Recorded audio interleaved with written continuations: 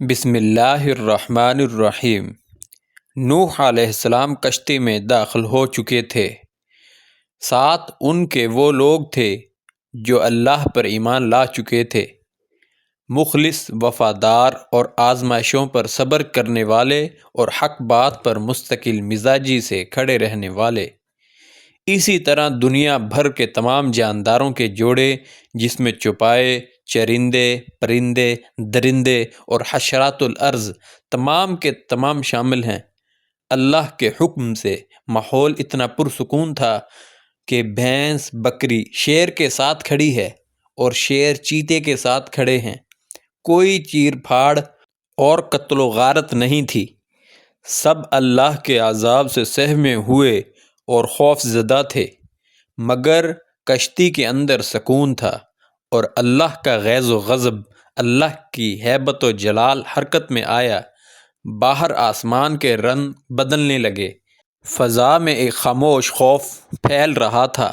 حضرت نوح علیہ السلام نے آسمان کی طرف دیکھا۔ بادلوں کا ایک لشکر آہستہ آہستہ اکٹھا ہو رہا تھا۔ ہوا میں ٹھنڈک بڑھنے لگی اور زمین کے سینے سے ایک ہلکی سی کپکپی اٹھی۔ پھر اچانک پہلی بارش کا قطرہ گرا۔ حضرت نوح علیہ السلام نے آہستہ سے کہا، سبحان اللہ، وعدہ قریب آ گیا ہے۔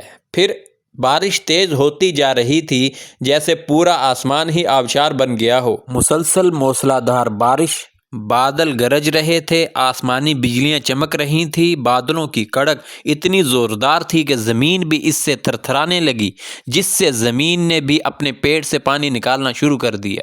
ہر طرف پانی کے چشمے ہی چشمے زمین سے ابلنے لگے اور زمین کے تنوروں سے پانی ابلنے لگا۔ قرآن کریم میں اللہ پاک اسی منظر کو اس طرح بیان کرتے ہیں، فَفَتَحْنَا أَبْوَابَ السَّمَاءِ بِمَاءٍ مُنْہَمِرٍ وَفَجَّرْنَا الْأَرْضَ عُيُونًا۔ سورہ قمر آیت نمبر 11-12۔ تو ہم نے آسمان کے دروازے کھول دیے زور سے برستی ہوئی بارش کے ساتھ، اور زمین کے چشمے پھاڑ دیے۔ آسمان پانی برساتا ہی جا رہا تھا، زمین پانی اگل رہی تھی۔ آسمان و زمین میں سے کوئی بھی سانس تک نہیں لے رہا تھا۔ زمین پر اب ہر طرف پانی ہی پانی نظر آنے لگا، جیسا کہ پوری زمین ایک سمندر ہو۔ پانی اور آسمان کے درمیان اب کوئی فاصلہ نہ رہا۔ نوح علیہ السلام کی کشتی ہلنے لگی۔ پانی کے تیز بہاؤ نے درختوں، گھروں اور پہاڑوں کو اپنی لپیٹ میں لے لیا۔ وہ قوم جو کل تک ہنستی تھی آج چیخنے لگی۔ کوئی اپنے بچے کو پکارتا، کوئی پہاڑ کی طرف بھاگتا، مگر پانی ہر سمت سے ان کا تعاقب کر رہا تھا۔ حضرت نوح علیہ السلام کا بیٹا کنعان، جو کشتی کے باہر قریب ہی ایک پہاڑی پر کھڑا تھا، حضرت نوح علیہ السلام نے پکارا، اے میرے بیٹے، اب تو ایمان لے آؤ اور ہمارے ساتھ سوار ہو جاؤ، بچ جاؤ گے۔ کافروں کے ساتھ مت رہو، ورنہ کافروں کے ساتھ ہی تمہارا برا انجام ہوگا۔ بیٹے نے کہا، میں کسی پہاڑ پر پناہ لے لوں گا، وہ مجھے پانی سے بچا لے گا۔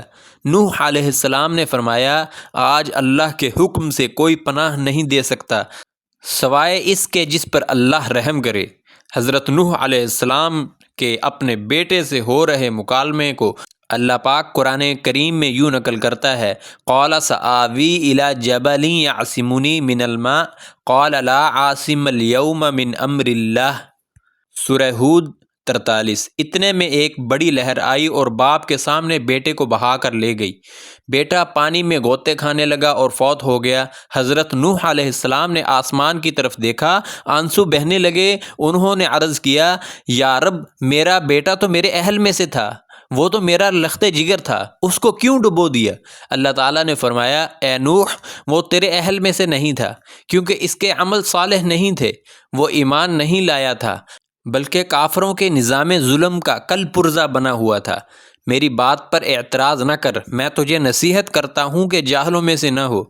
اب یہاں پر اللہ نے رہتی دنیا تک یہ بات واضح کر دی کہ جو بھی ہو، اگرچہ آپ کے حقیقی اولاد والدین ہی کیوں نہ ہوں، اگر وہ نظام ظلم کا ساتھ دے رہی ہے تو وہ آپ کے اہل میں سے نہیں ہے۔ اہلیت میں صرف وہ لوگ ہیں جنہوں نے ایمان والی عادل جماعت بنائی، ایمان لائے اور ظلم کے نظام سے صاف طور پر انکار کیا اور نیک اعمال کیے، یعنی عدل پر مبنی نظام قائم کرنے کی کوشش کرتے رہے، تو وہ لوگ اللہ کے نزدیک نبیوں کے اہل میں سے ہوتے ہیں۔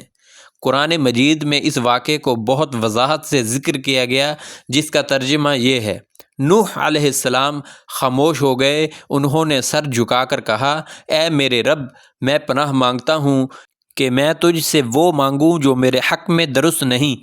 پانی بڑھتا گیا، کشتی موجوں کے درمیان تیرنے لگی۔ وہ کشتی جو اللہ کے نام پر بنی تھی اب اللہ کے حکم سے چل رہی تھی۔ وَهِيَ تَجْرِي بِهِمْ فِي مَوْجٍ كَالْجِبَالِ، سورہ ہود 42۔ اور کشتی ان کو لیے موجوں پر چل رہی تھی جو پہاڑوں کی مانند تھی۔ انسان کی بنائی ہر عمارت، ہر قلعہ، ہر شان و شوکت پانی کے سیلاب میں ڈوب گئی۔ اب صرف ایمان کی کشتی اللہ کے حکم سے رواں تھی۔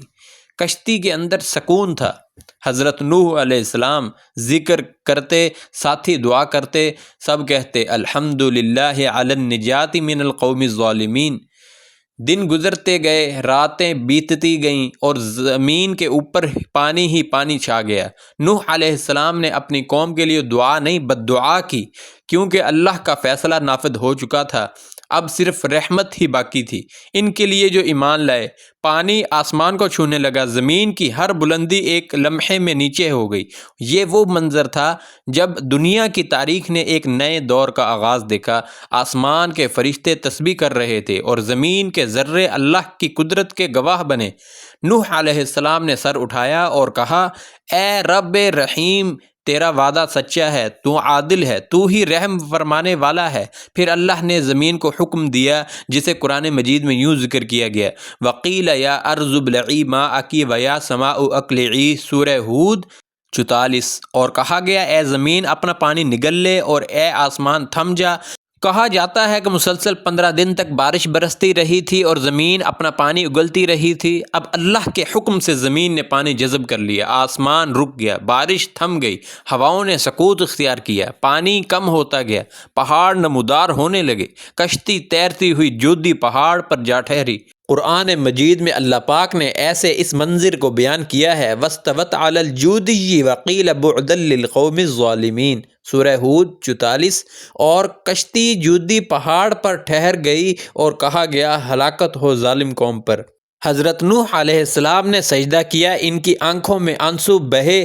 انہوں نے کہا، الحمدللہ جس نے ہمیں نجات دی ان لوگوں سے جو ظالم تھے۔ کشتی سے نکلنے کے بعد نوح علیہ السلام نے زمین کو دیکھا، ہر طرف خاموشی تھی، نہ آواز، نہ ہنسی، نہ گناہ۔ یہ زمین اب پاک تھی، نئی زندگی کے لیے تیار تھی۔ نوح علیہ السلام نے اپنے رب سے عرض کیا، یا اللہ، اب ہمیں برکت عطا فرما تاکہ ہم تیری زمین پر نیکی سے آباد ہوں۔ اللہ تعالیٰ نے فرمایا، قیل یا نوح اہبط بسلام منا وبرکات علیک وعلی ممن معک، یعنی اے نوح اتر جاؤ سلامتی کے ساتھ اور برکت کے ساتھ تجھ پر اور تیری نسلوں پر۔ حضرت نوح علیہ السلام اور ان کے ساتھی جودی پہاڑ سے نیچے اترے، زمین پر پہلی بار اللہ کا شکر ادا کیا، اور حضرت نوح علیہ السلام و ان کے پیروکار سب کے سب شکرانے کے طور پر سجدے میں گر گئے۔ وہ جانتے تھے یہ طوفان تباہی نہیں، نجات تھی، یہ غضب نہیں، یہ ہدایت کا آغاز تھا۔ سب جانور، سب حشرات الارض، سب چرندے و پرندے خوشی خوشی سے کشتی نجات سے اترنے لگے اور سب نے اللہ کا لاکھ لاکھ شکر ادا کیا کہ اس نے سب کو ظلم کے دور سے نجات عطا کی۔ حضرت نوح علیہ السلام نے دیکھا کہ غلہ و اناج جو کشتی میں ان تمام جانداروں کے لیے محفوظ کیا گیا تھا وہ ابھی تک بچا ہوا تھا۔ حضرت نوح علیہ السلام نے زمین پر پہلا نیا درخت لگایا اور بچے ہوئے اناج میں سے ہر بیج کو کاشت کر دیا تاکہ فصلیں دوبارہ پیدا ہو سکیں اور جاندار اپنی اپنی نسلوں کو بڑھا سکیں۔ آپ نے طوفان عظیم کے بعد پہلی نئی عبادت کی اور پہلی نئی نسل کے لیے دعا کی۔ اس کے بعد کیا ہوا؟ حضرت نوح علیہ السلام نے اپنے اگلے دور کا آغاز کیسے کیا، اسے ہم اس سیریز کی اگلی قسط میں بیان کریں گے۔ اگلی قسط کا عنوان، نوح علیہ السلام کے بعد نیا عہد، نئی نسل، نیا دور اور انسانیت کا نیا سفر، قسط نمبر 3۔ محترم ناظرین، اگر ویڈیو اچھی لگی تو ویڈیو کو لائک کریں، شیئر کریں اور چینل کو سبسکرائب کر دیں تاکہ آپ تک روزانہ نیا واقعہ اور سبق آموز قصہ پہنچتا رہے۔ اگلی ویڈیو تک کے لیے اجازت دیجیے۔ اللہ نگہبان۔